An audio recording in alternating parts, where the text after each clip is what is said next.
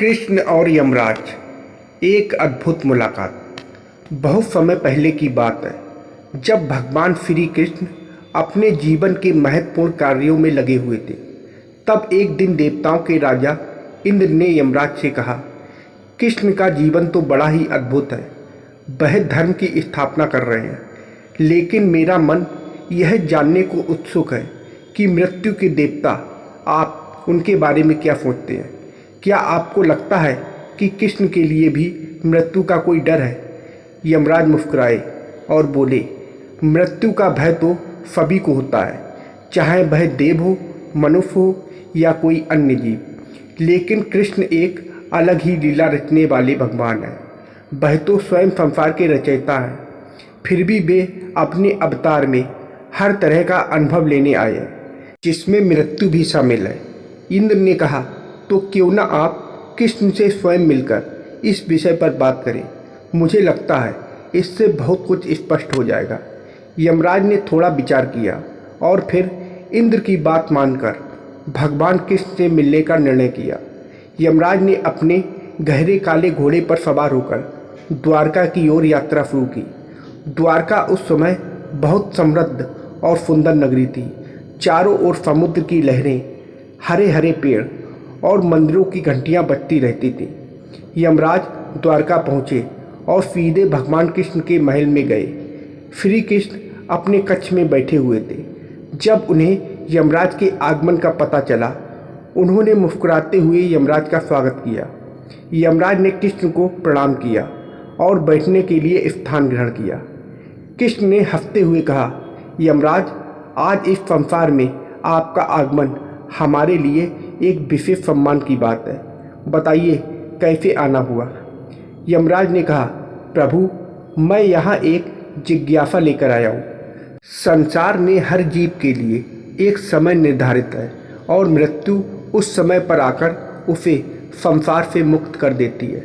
लेकिन आप, जो इस सृष्टि के पालनकर्ता और संहारकर्ता दोनों हैं, आपकी मृत्यु के बारे में सोचकर मुझे यह प्रश्न उठता है कि क्या मृत्यु का कोई भय या नियम आप पर भी लागू होता है?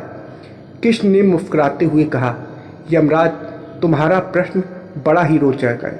मृत्यु तो सभी के लिए अपरिहार्य है, लेकिन तुम्हें यह जानकर आश्चर्य होगा कि मैं भी इस नियम से मुक्त नहीं हूँ। हाँ, अंतर यह है कि मैं इस संसार में लीला करने आया हूँ। मेरी लीला में मेरा जन्म भी है और मृत्यु भी है, लेकिन वह मृत्यु सामान्य मृत्यु जैसी नहीं होगी।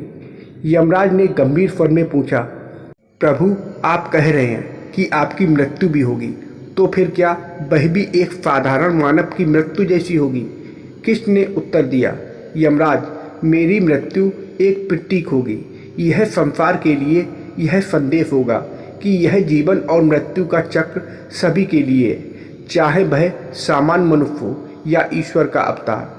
जब मैं इस संसार से विदा लूँगा, तब भी यह केवल मेरी लीला का एक अंत होगा, ना कि वास्तव में मेरा अंत। यमराज को यह सुनकर और अधिक जिज्ञासा हुई। आपकी यह लीला प्रभु बहुत ही गूढ़ है।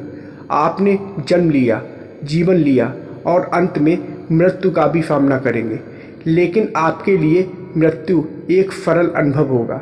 मैं तो हर जीव की आत्मा को उसके कर्मों के आधार पर न्याय देने के लिए आता हूँ, लेकिन आपके लिए मेरे पास क्या न्याय होगा?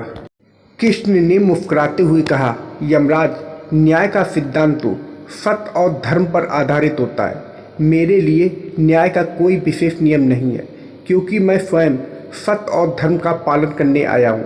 मेरे द्वारा दी जाने वाली हर क्रिया, हर निर्णय केवल इस संसार को धर्म की दिशा में आगे बढ़ाने के लिए है। यमराज ने सिर हिलाते हुए कहा, प्रभु, आप सही कह रहे हैं। आपने हमेशा धर्म की स्थापना के लिए कार्य किया है, लेकिन मुझे यह जानकर बहुत संतोष मिला कि आप भी इस जीवन मृत्यु के चक्र का हिस्सा बनने का निश्चय कर चुके हैं। यह संसार के लिए एक बड़ा संदेश होगा। इसके बाद यमराज ने भगवान कृष्ण से उनकी भविष्य की योजनाओं के बारे में पूछा, प्रभु, आपकी लीला का अंत कब होगा और मैं उस समय क्या भूमिका निभाऊंगा? कृष्ण ने गंभीर होकर कहा, मेरी लीला का अंत तब होगा जब मेरे धरती पर रहने का उद्देश्य पूरा हो जाएगा, जब धर्म की स्थापना होगी और अधर्म का अंत। तब मैं इस शरीर को त्याग दूंगा। लेकिन यमराज, उस समय तुम मेरी आत्मा को लेने नहीं आओगे, क्योंकि मैं उस समय अपने शाश्वत रूप में लौट जाऊंगा। यमराज ने ध्यान से सुना और कहा, प्रभु, यह सुनकर मुझे शांति मिली। आपकी लीला के अंत के समय मुझे कोई कार्य नहीं करना होगा, यह जानकर मैं संतुष्ट हूँ। आपकी इच्छा ही इस संसार का सबसे बड़ा सत्य है। कुछ समय बाद यमराज ने भगवान कृष्ण से विदा लेने का निश्चय किया। उन्होंने कहा, प्रभु, आपके दर्शन से मेरा हृदय प्रसन्न हो गया है। आपने जो ज्ञान मुझे दिया है वह मेरे लिए अमूल्य है। अब मैं वापस अपने कार्यों की ओर लौटता हूँ। लेकिन मैं यह जानता हूँ कि जब भी संसार में धर्म संकट में होगा, आप अपनी लीला से उसे पुनः स्थापित करेंगे। कृष्ण ने मुस्कुराते हुए कहा, यमराज, यह संसार एक अद्भुत लीला है और हम सभी उसमें अपनी अपनी भूमिका निभा रहे हैं। जब समय आएगा तब सब कुछ अपने आप सही दिशा में जाएगा। तुम अपने कार्य को धैर्यपूर्वक करते रहो और मैं अपनी लीला करता रहूँगा। यमराज ने कृष्ण को प्रणाम किया और वहाँ से अपने निवास की ओर लौट गए।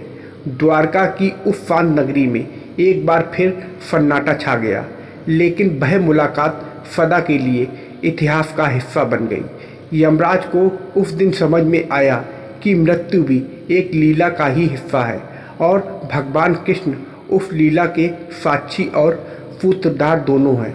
भगवान श्री कृष्ण और यमराज की इस अद्भुत मुलाकात से हमें यह समझ में आता है कि मृत्यु जीवन का एक अविभाज्य हिस्सा है, चाहे वह साधारण मनुष्य हो या स्वयं ईश्वर का अवतार।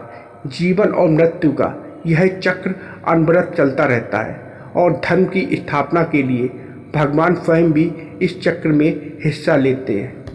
यह कहानी हमें जीवन की अनश्वरता और मृत्यु की अपारहता का संदेश देती है। साथ ही यह भी बताती है कि ईश्वर के लिए भी नियम वही हैं जो संसार के अन्य प्राणियों के लिए है, क्योंकि उनकी लीला ही संसार का सत्य है। तो दोस्तों, आप लोगों को यह कहानी कैसी लगी कमेंट करके ज़रूर बताइएगा और वीडियो को लाइक और सब्सक्राइब करना मत भूलिएगा। वीडियो को पूरा देखने के लिए आप लोगों का बहुत बहुत धन्यवाद।